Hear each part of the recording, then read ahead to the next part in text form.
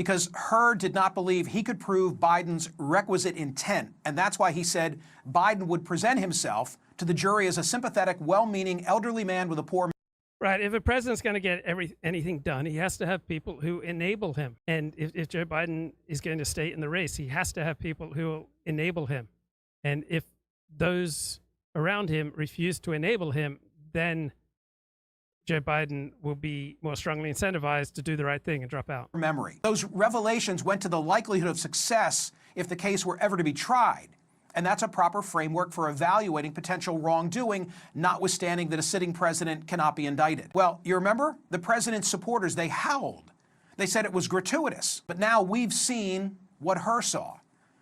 And so has the New York Times editorial board. They are calling on President Biden to leave the race.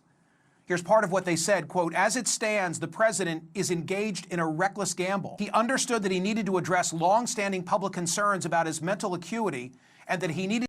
Look, you can't simultaneously argue that stopping Donald Trump is the most important political decision facing America right now, and also argue that Joe Biden should stay in the race, right? You can't have both of those arguments, all right? They cancel each other out. To do so as soon as possible.